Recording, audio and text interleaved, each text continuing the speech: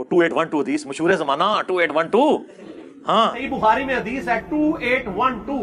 عمار کو ایک باغی جماعت قتل کرے گی، وہ جماعت دوزخ کی طرف بلا رہی ہوگی اور عمار ان کو اللہ اور جنت کی طرف بلا رہا ہوگا. اب اس کے نرغے میں جو آتا ہے وہ آئے. اس حدیث کی سند کے اندر کیا کلام ہے، اس حدیث کی فنی حیثیت کیا ہے، وہ میں اینڈ پہ عرض کرتا ہوں. سب سے پہلے ہم جو مرزا انجینئر، روافظ اور منہاجی جو پراپوگنڈا کرتے ہیں کہ حدیث نمبر 2812 ہے بخاری کی، اس کا تمہارے پاس کیا جواب ہے.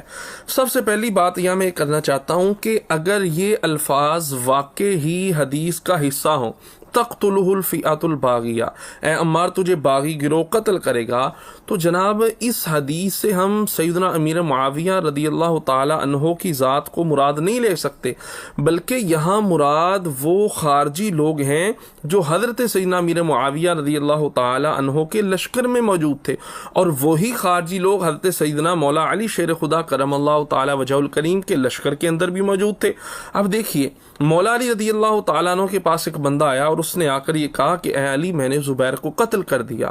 اب مولا علی شیر خدا نے آگے سے جو جملہ ارشاد فرمایا، آپ نے ارشاد فرمایا میں تجھے جہنمی ہونے کی خوشخبری دیتا ہوں. کیا تو نے حدیث سے رسول نہیں سنی کہ جو زبیر کو قتل کرے گا وہ جہنمی ہوگا؟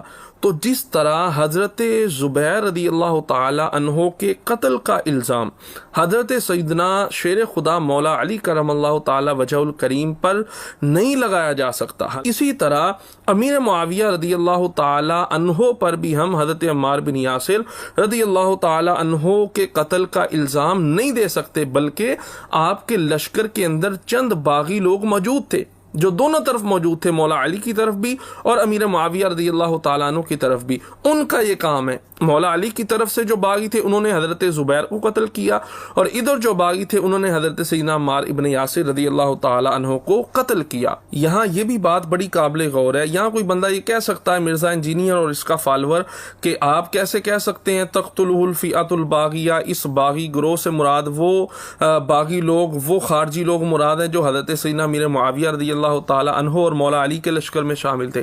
صحیح مسلم شریف کی روایت نمبر 2458 ہے. حضرت ابو سعید خدری رضی اللہ تعالیٰ عنہ فرماتے ہیں رسول اکرم علیہ السلام نے ارشاد فرمایا جب دو مسلمان گروہوں کے درمیان اختلاف ہو جائے گا تو ان دونوں کے بیچ سے ایک گروہ نکلے گا جو اس نکلنے والے گروہ کو قتل کرے گا وہ حق کے زیادہ قریب ہوگا. اب جو دونوں گروہوں میں سے حضرت امیر معاویہ مولا علی کے گروہ میں سے ایک گروہ نکلا تھا، وہ باغی لوگ جو تھے، وہ جو خارجی تھے، ان کو جو قتل کرے گا، اور ان کو قتل کس نے کیا؟ مولا علی شیر خدا کرم اللہ تعالی وجہ الکریم نے قتل کیا ہے، اور وہی جو گروہ ہے وہ حق کے زیادہ قریب ہے. اب آپ کہیں گے آپ کیسے کہہ سکتے ہیں مولا علی نے ان کو قتل کیا؟ اس پر بھی ہم اپنی طرف سے کوئی بات نہیں کر رہے. یہ بخاری شریف کا نسخہ میرے سامنے موجود ہے. بخاری شریف کے اندر باقاعدہ یہ روایت موجود ہے. حضرت ابو سعید خدری رضی اللہ تعالی عنہ یہ ارشاد فرما رہے ہیں، حدیث نمبر 3610 ہے. ابو سعید خدری رضی اللہ تعالیٰ عنہ فرماتے ہیں وَأَشْهَدُ أَنَّ عَلِيَّ بْنَ أَبِي طَالِبٍ قَاتَلَهُمْ وَأَنَا مَعَهُ. ابو سعید خدری رضی اللہ تعالیٰ عنہ فرماتے ہیں، بخاری کی روایت ہے اور مسلم کے راوی بھی ابو سعید خدری رضی اللہ تعالیٰ عنہ فرماتے ہیں ان کو جو قتل کیا نا وہ مولا علی شیر خدا کرم اللہ تعالی وجہ الکریم نے قتل کیا، اور فرماتے ہیں میں اس وقت مولا علی کے ساتھ تھا. یہ بخاری اس بات پر گواہ ہے. ابو سعید خدری فرماتے ہیں میں اس وقت مولا علی کے ساتھ موجود تھا. پھر یہ خود مولا علی نہج البلاغہ کے مکتوب نمبر 58 میں یہ ارشاد فرما رہے ہیں، فرماتے ہیں ہمارا خدا اور رسول ہے کہ امیر معاویہ کے لشکر کا بھی اور ہمارا بھی ہماری ذاتی لڑائی کوئی نہیں ہے، بلکہ ہمارا جو اختلاف ہے یہ خون عثمان رضی اللہ تعالی عنہ کے حوالے سے ہے. اور یہ بات بھی بڑی سمجھنے کے لائق ہے کہ سب صحابہ مجتہد تھے.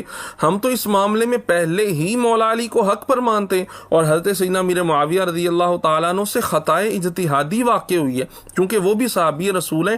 ہم ان پر معاذاللہ اپنی زبان تان دراز نہیں کر سکتے، کیونکہ قرآن نے ان کی شان بیان کی ہے. آقا علیہ الصلوۃ والسلام کی حدیث کے اندر حضور کے صحابہ کی شان موجود ہیں. اب آئیے یہ جو بخاری شریف کی 2812 نمبر حدیث ہے جس کے اندر یہ الفاظ ہیں تقتل الفئۃ الباغیہ.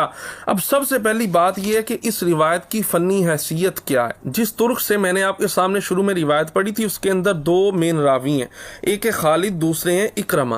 خالد کے حوالے سے امام ذہبی بہت بڑے محدث ہیں، انہوں نے کیا کہا؟ امام ذہبی کہتے ہیں لا یحتج بہ، یہ قابل احتجاج نہیں ہے۔ دوسرا تھا راوی اکرمہ۔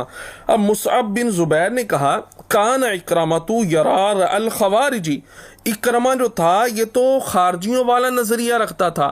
جب یہ خارجیوں والا نظریہ رکھتا تھا اور خالد کے بارے میں کہا لا یحتج بہ، اور پھر اس حدیث کی فنی حیثیت آپ کے سامنے، اور پھر اس کو لے کر آپ حضور علیہ الصلوۃ والسلام کے صحابی پر تان کریں، یہ بات درست نہیں ہے۔ اور دوسرے طرق سے آپ اگر اس روایت کو کہیں دیکھتے ہیں، اس کے اندر دو راوی ہیں، ایک ہے مسدد اور دوسرا ہے عبد العزیز بن مختار۔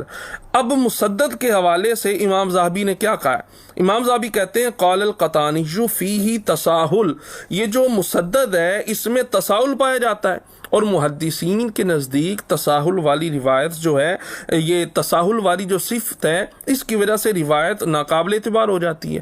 اور عبد العزیز بن مختار، امام ذہبی نے ابن حجر اسقلانی کے حوالے سے کہا ہے لیس بشیء، ابن حجر نے کہا اس کے بارے میں لیس بشیء، یہ کچھ بھی نہیں ہے۔ تو جس روایت کے راوی اس طرح کے ہوں تو پھر اس روایت کی فنی حیثیت کیا رہ جاتی ہے، یہ آپ بخوبی جانتے ہیں۔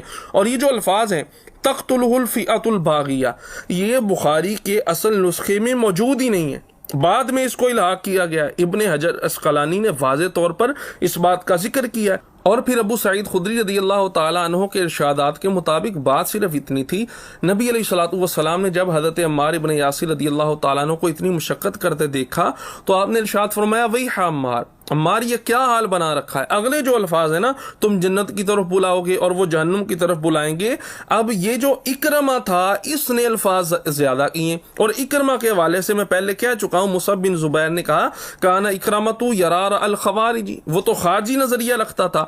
اور پھر مصنف ابن ابی شیبہ کے اندر جو روایت موجود ہے، مولا علی شیر خدا کرم اللہ تعالی وجہ الکریم سے سوال کیا گیا صفین کے مقتولین کے حوالے سے، پتہ کیا جواب ارشاد فرمایا؟ مولا علی نے فرمایا قتلانا وقتلاہم فی الجنہ، ہمارے اور معاویہ کے جو مقتولین ہیں وہ جنتی ہیں۔ اور پھر مجھے یہ بتاؤ، کیا تم امام حسن و حسین رضی اللہ تعالیٰ عنہ سے زیادہ سمجھ رکھتے ہو؟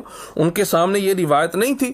پھر مجھے یہ بتائیں، امام حسن رضی اللہ تعالیٰ عنہ نے جو صلح فرمائی ہے، جو خلافت دے دی حضرت امیر معاویہ رضی اللہ تعالیٰ عنہ کو، کیا امام حسن و حسین رضی اللہ تعالیٰ عنہما کسی باغی کی بیعت کر سکتے ہیں؟ جب انہوں نے صلح کر لی، جب انہوں نے بیعت فرما لی، تو آپ کو بھی چاہیے آپ اپنی زبانوں کو صحابی رسول کے حوالے سے ان پر تان کرنے سے بند رکھیں۔ اور پھر آپ نے کبھی یہ غور نہیں کیا کہ جنگ صفین اور جمل کا یہ معاملہ ہوا ہے، یہ کیوں ہوا ہے؟ کیا ان کا معاذ اللہ کوئی آپس میں ذاتی بغض تھا، رنجشیں تھیں، کوئی اناد تھا؟ نہیں، صرف قصاص عثمان کا معاملہ تھا۔ مولا علی فرماتے ہیں اگر یہ قصاص عثمان کا معاملہ نہ ہوتا، یہ جو دونوں واقعات ہوئے ہیں یہ کبھی بھی رونما نہیں ہوتے۔ تو آپ بجائے اس کے کہ اپنی تیروں کا تان و تشنیع کا رخ کریں صحابی رسول کی طرف، جناب امیر معاویہ کی طرف، آپ کو چاہیے جو اصل مجرم ہے، جو صبائی تھے، جو خارجی تھے، جو دونوں گروہوں میں گھس گئے تھے، جو قاتلین عثمان ہیں، آپ کو چاہیے اپنے تیروں کا رخ ان کی طرف کریں۔